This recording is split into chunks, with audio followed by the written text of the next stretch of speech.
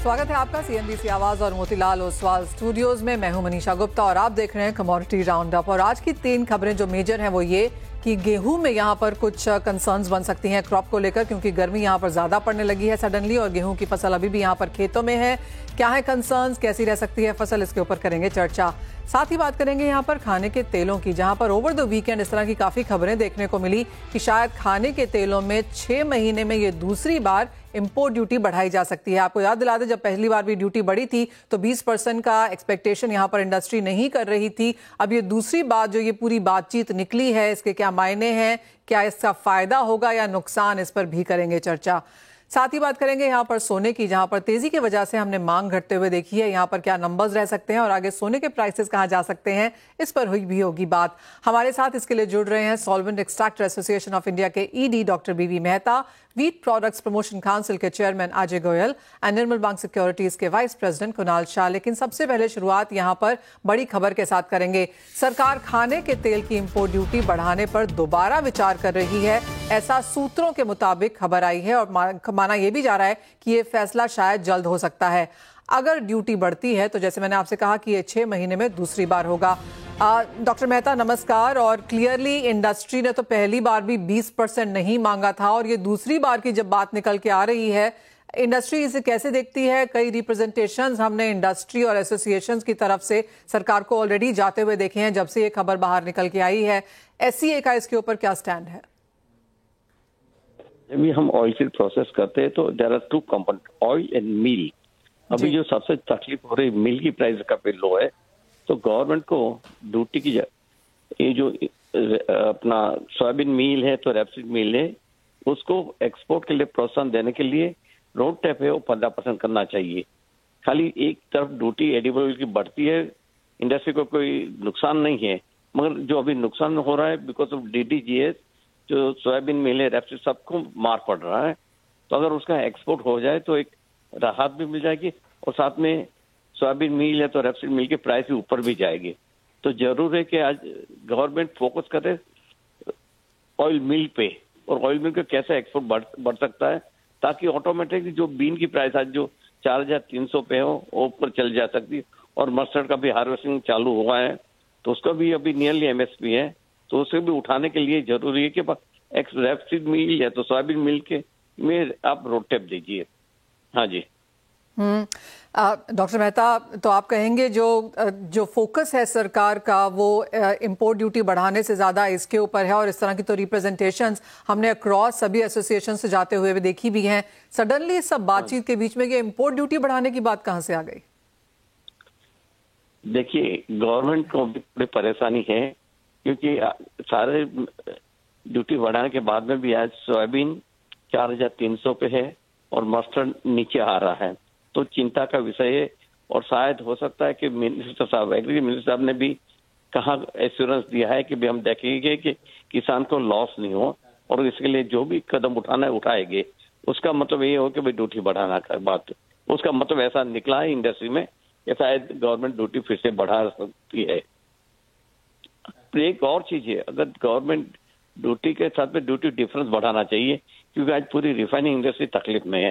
जो 7.5% का duty difference है, अगर वो 15% कर दे, जैसे ड्यूटी है तो आप ड्यूटी बढ़ा के क्रूड पे, रिफाइन पे ड्यूटी बढ़ाओ, तो क्रूड पे ड्यूटी कम करके ड्यूटी डिफरेंस है वो ज्यादा इम्पोर्टेंट है। एक इंडस्ट्री एंगल से मैं बोल रहा हूँ, तो वो भी एक इंडस्ट्री को थोड़ी रिलीफ मिल जाएगी, क्योंकि आज ज्यादातर लैंडेड कॉस्ट है जो RBD ऑल इन की वो सस्ता है CPO से, तो उसके वजह से यहाँ की रिफाइनरी से पैकर बन गई है और इतनी अनएम्प्लॉयमेंट हो रहा है, कैपेसिटी अनयूटिलाइज हो रही है। तो हो सकता है एक भी और भी सुझाव है कि भाई आप ड्यूटी डिफरेंस बढ़ा दीजिए, चाहे आप रिफाइन का ऊपर लेके जाइए या तो क्रूड के नीचे लेके जाइए। हाँ जी। तो डॉक्टर मेहता, आप कह रहे हैं कि मील एक्सपोर्ट करने पे ध्यान देना चाहिए, ड्यूटी डिफरेंशियल पे ध्यान देना चाहिए, उसका फायदा ज्यादा होगा स्पेशली इंडस्ट्री के लिहाज से। लेकिन अगर ये ड्यूटी 20% से और बढ़ाई जाती है तो उसका, आपने कहा नुकसान कोई नहीं होगा, लेकिन क्या आप उसका फायदा किसानों को या इनडायरेक्टली इंडस्ट्री को भी आता हुआ देखते हैं? नहीं, थोड़ा फायदा होगा इंडस्ट्री, अगर ड्यूटी बढ़ रही है तो किसान को तो फायदा होगा थोड़ा बहुत, बट मगर जो चाहिए किसान को फायदा देने के लिए आप मिल पे देना चाहिए, रादर देन एडिबल ऑयल की ड्यूटी बढ़ा के इतना फायदा नहीं मिलेगा जितना आप मिल पे ड्यूटी देंगे ज्यादा। Fair point. डॉक्टर मेहता, बहुत शुक्रिया साथ जुड़ने के लिए। तो क्लियरली जो ड्यूटी बढ़ाने की बात है वो इंडस्ट्री की रिप्रेजेंटेशन की तरफ से नहीं गई है, लेकिन क्योंकि प्राइसेस में बढ़त नहीं है तो शायद सरकार ने ये निकाला है कि अगर ड्यूटी बढ़ाई जाती है तो प्राइसेस बढ़ेंगे और किसानों को उसका फायदा होगा। लेकिन जो इंडस्ट्री मांगती रही है वो है ड्यूटी डिफरेंशियल क्रूड और रिफाइंड तेलों के बीच में। और दूसरी बात है कि मील एक्सपोर्ट यहां पर नहीं हो रहा, मील का गलट है, तो उसके ऊपर सब्सिडीज या रोडटेप यहां पर इंडस्ट्री मांग रही है। तो वो दो चीजों की मांग है। लेकिन जो ड्यूटी बढ़ने की जो खबरें बाजार में निकल के आ रही हैं कि सीनियर ऑफिशियल्स ने सरकार की तरफ से ऐसा बोला है कि इसके ऊपर विचार विमर्श किया जा रहा है, तो वन, इंडस्ट्री ने रिप्रेजेंटेशन नहीं किया है, और दूसरा, कोई बहुत बड़ा फायदा भी शायद इसका हम ऑन ग्राउंड पे आता हुआ नहीं देखेंगे। ऑफ कोर्स उस खबर पर नजर लगातार बनी रहेगी। लेकिन साथ ही साथ एक और सेक्टर जहां पर कुछ कंसर्न्स अब निकल के आ रही हैं वो है गेहूं, क्योंकि अगर यहां पर गर्मी के नंबर्स देखे जाएं तो आईएमडी की तरफ से देश के कई राज्यों में तापमान बढ़ने लगा है, जिसके बाद गेहूं के किसानों को उत्पादन में गिरावट की आशंका सताने लगी है। क्या है स्थिति, कितना उत्पादन रह सकता है, इस पर बात करने के लिए वीट प्रोडक्ट्स प्रमोशन काउंसिल के चेयरमैन अजय गोयल हमारे साथ हैं। अजय जी नमस्कार। कंसर्न्स रह सकती हैं, लेकिन कितनी, इसका अभी कोई क्लैरिटी नहीं निकल के आई है। लेकिन गर्मी अच्छी खासी है, अब तो प्रोड्यूसर स्टेट्स में भी यहाँ पर 30 डिग्री के आसपास का टेम्परेचर है। कैसे देखते हैं अब आप फसल के ऊपर इम्पैक्ट? देखिए, ये जो जनवरी का महीना रहा था उस समय भी जो है करीबन 1 डिग्री सेल्सियस जो है एवरेज टेम्परेचर पिछले 100 साल में ये थर्ड वार्मेस्ट जनवरी रहा है वैसे हिंदुस्तान में। और क्योंकि जो है स्नोफॉल कम था और जो है जो शीत लहर आती है नॉर्मली पहाड़ों में जब बर्फ गिरती है वो भी इस समय मिसिंग था, इस साल में बहुत कम था। इन सब कारणों के वजह से जो है थोड़ा सा कंसर्न है, क्योंकि रेडिएंट टेम्परेचर बढ़े हुए हैं डे और नाइट के, और इसकी वजह से यील्ड में अभी तो खैर ग्रेन फॉर्मेशन और फिलिंग स्टेज पे है। ज्यादा चैलेंज अगले महीने रहेगा जब मिल्किंग स्टेज पे आएगी गेहूं। उस समय तक जो है अगर परिस्थिति सुधरती नहीं है तो फिर बड़ी चिंता का कारण हो जाएगा। लेकिन एट द सेम टाइम एक थोड़ा सा जो है रेनफॉल हुआ है mild parts of Punjab, Haryana और इन जगहों पे, जिनकी वजह से जैसे एक सिंचाई कम भी देंगे तो चलेगा। सो ओवरऑल अभी जो है प्लस माइनस बराबर है, सबके फिंगर्स क्रॉस्ड है। सो आपको भी लगता है कि 110 के आसपास का आंकड़ा यहाँ पर फसल के तौर पर निकल के आ पाएगा? 110 का तो पता नहीं है, लेकिन अगर तापमान सामान्य रहा तो जो है पिछले साल से 3-4 मिलियन टन जरूर फसल आएगी। जी, दूसरा एकरेजेस बढ़ी हुई है इस साल। हाँ जी, एकरेज में हल्का सा इंक्रीज जरूर है, लेकिन यील्ड और तापमान के ऊपर यहाँ पर नजर रहेगी। अजय जी, साथ ही साथ ऑफकोर्स थोड़ा सा लीन पीरियड है। ओएमएस से जिस तरह के प्राइसिंग पर हम गेहूं आता हुआ देख रहे हैं, क्या वो पर्याप्त है? देखिए, अभी अब जैसे मैंने पिछली बार भी कहा था कि 1-1.5 महीने का स्ट्रगल रहेगा। सरकार जो है जितना माल बाजार में डाल देगी उतनी किल्लत कम रहेगी सबको, मैन्युफैक्चरर को भी और यूजर को भी। और सरकार निरंतर कोशिश कर रही है, उन्होंने 400 टन कर दिया है, लेकिन ओवरऑल क्वांटम जो है जब तक सब्सटेंशियली अगले 2 हफ्तों में नहीं बढ़ता तो आने वाले प्रोक्योरमेंट सीजन में सरकार को सबसे ज्यादा कष्ट होगा, क्योंकि प्रोक्योरमेंट प्राइस पे जो है कितनी ऑफरिंग आएगी वो देखने वाली बात हो जाएगी। फिर जिस तरह की तेजी अजय जी ऑलरेडी हम देख चुके हैं पिछले 1 साल में गेहूं में, आपको लगता है वो होल्ड करेगी वन, और क्या यहां से तेजी की एक्सपेक्टेशन? नहीं, अब तो जो पीक है वो अपने पीक पे बैठे हैं जहां तक वीट मार्केट का सवाल है। और ऑलरेडी एमपी और सौराष्ट्र में थोड़ी बहुत अराइवल से एक ट्रिकल सा शुरू हो गया है, तो उसकी वजह से मार्केट लीश में है और सामने डिमांड भी कमजोर हो गई है हाई रेट्स की वजह से। और कोई आदमी इस प्राइस पे जो है स्टॉक होल्ड करके बैठना नहीं चाहता। तो अभी मेरे ख्याल से एक स्लाइड ही आएगा, जब भी आएगा अगले 1 महीने 1.5 में, जब प्रोक्योरमेंट जब अराइवल्स अच्छी हो जाएंगी। और अभी जो है तेजी की इस लिमिट, इस भाव से अभी कोई उम्मीद नहीं है। अजय जी, एक फाइनल सवाल, और जैसे आपने कहा कि गवर्नमेंट प्रोक्योर करना चाहेगी, क्योंकि हम जानते हैं पिछले 2 सालों से वो कोई बहुत ज्यादा प्रोक्योर नहीं कर पाए, स्पेशली अपने टारगेट के लिहाज से।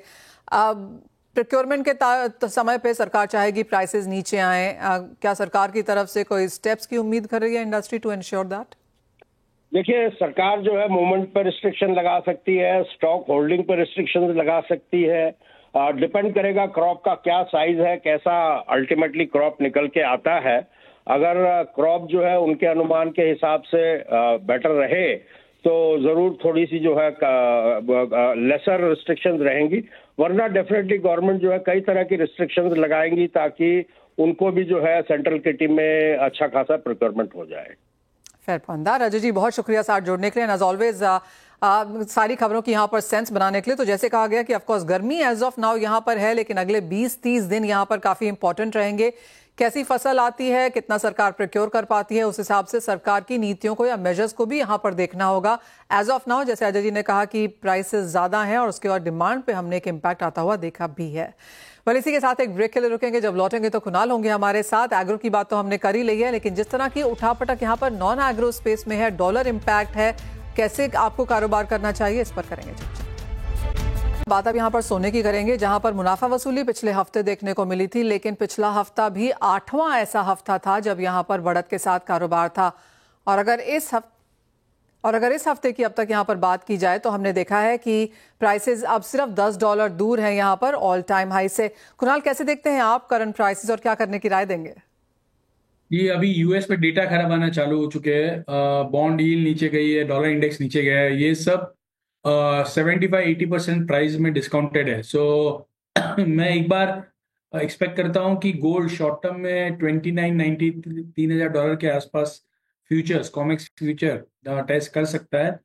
सो 85, 800, 850 के आसपास बाय कर सकते हैं।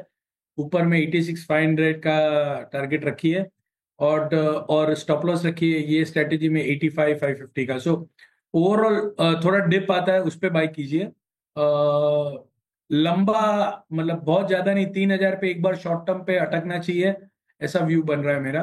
$3,000 तक एक बार टेस्ट कर सकता है, बट वहां पे थोड़ा प्रॉफिट टेकिंग या हॉल्ट लेना चाहिए।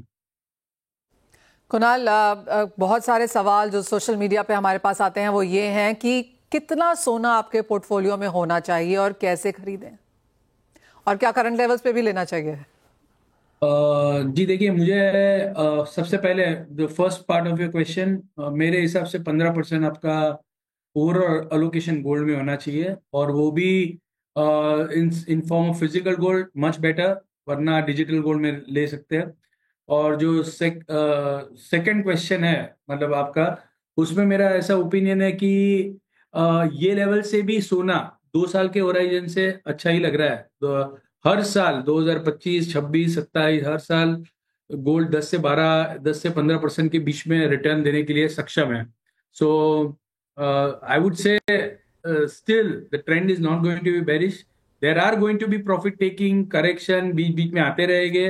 It will make market healthier and it will create again a base for it to shoot up further. जैसे दिसंबर में हमने देखा 78,000 से सीधा आज 86,000। सो अगर आप देखेंगे 8,000 रुपए की तेजी हो गई है गोल्ड में। So same thing, I expect gold to do well. World में जो भी प्रॉब्लम है वो सॉल्व नहीं होने वाला है, और गोल्ड उसकी वजह से ही फ्लेवर में रहने वाला है आने वाले 2-3 साल। सो तेजी करना चाहिए ओवरऑल तो। कुणाल, साथ ही साथ चांदी में लेके अब यहाँ पर क्या सेंस है? बिकॉज जिस तरह का हमने गोल्ड सिल्वर रेशियो बनता हुआ देखा है, जहां पर 1 लाख रुपए के आसपास का 10 ग्राम सोना है और 1 लाख रुपए किलो की चांदी है, जो ये रेशियो है अभी, ये आपको क्या सेंस करती है? और दूसरा, चांदी में क्या करें? तो gold silver ratio is indicating towards a scenario where China अगर कोई भी कुछ भी करता है, स्टिमुलस या रेट कट, तो इंडस्ट्रियल मेटल ज्यादा जोर से भाग सकते हैं। तो मुझे अगर आप पूछोगे तो सिल्वर में गोल्ड से बढ़ने की पॉसिबिलिटी एज पर फंडामेंटल ज्यादा है। तो silver can really outperform gold in a huge margin. So मैं रिकमेंड करूंगा कि रेशियो ट्रेड करते हैं तो सिल्वर लेके गोल्ड बेच दीजिए, ratio same value wise amount में। सो मुझे तो सिल्वर गोल्ड से ज्यादा बुलिश लग रही है। क्योंकि आपने यहाँ पर मेटल्स की बात की, और अब तक अगर इस साल को देखें तो ज्यादातर मेटल्स ने यहाँ पर अच्छा परफॉर्म किया है, वो भी initial part of the year में। पिछले साल जैसा ही ये ट्रेंड है, बिकॉज पिछले साल भी जैन फेब मार्च अच्छे महीने थे, उसके बाद रैली थोड़ी सी फिजल होती हुई नजर आई थी। क्या ये साल उसी तरह जा रहा है, या फिर मेटल्स एक प्रॉपर सक्सेस स्टोरी दिखा सकते हैं? ये साल मेटल का साल है मेरे हिसाब से। This is the year of metals, where metals will continue to do well. ये जो भी यूएस और चाइना के बीच में ये टैरिफ वगैरह सब चल रहा है, मैं ये सब नॉइस को साइड पे रख के मेटल्स में लॉन्ग जाने के लिए रिकमेंड करूंगा। क्योंकि ऑलरेडी अगर आप देखेंगे तो मेटल्स में कॉपर है, वो यूएस में 10% ऊपर चल रहा है, तो चाइना में कुछ भी स्टिमुलस लाएंगे तो 10% और बढ़ जाएगा, तो ये कैसे सस्टेन कर पाएंगे? ऑलरेडी वहां पे कंज्यूमर कॉन्फिडेंस डाउन है, वॉलमार्ट ने नेगेटिव आउटलुक दिया है यूएस इकोनॉमी का आगे जाके। सो ये सब में मेटल में तो चाइना खुद बाय कर लेगा, गोल्ड की जगह मेटल ले लेगा, या दूसरा कोई चीज की जगह मेटल ले लेगा अपने फॉरेन एक्सचेंज रिजर्व से। सो मेटल में कोई बड़ी मंदी आने वाली नहीं है, ध्यान तेजी है, और कॉपर धीरे धीरे 880-900 की तरफ जाएगा, ऐसा हमारा व्यू है। ऑलराइट, तो चांदी और मेटल्स यहाँ पर आपको बेहतर रिटर्न्स दे सकते हैं आपके पोर्टफोलियो में, और जैसा कुणाल कह रहे हैं कि 15% एटलीस्ट यहाँ पर सोना होना चाहिए। अगर आप पिछले 2-3 महीने की मार्केट देखेंगे जहां पर इक्विटीज ने डिक्लाइन दिया है, आपके पोर्टफोलियो में सोने ने उसको यहाँ पर क्लियरली सपोर्ट किया है, तो वो स्ट्रैटेजी आपको यहाँ पर बना के रखनी है। कुणाल, बहुत शुक्रिया साथ जुड़ने के लिए और वो स्ट्रैटेजीज दर्शकों के साथ शेयर भी करने के लिए। बल्कि इसी के साथ एक ब्रेक का समय है, लौटेंगे तो बात करेंगे यहाँ पर इक्विटी मार्केट्स की।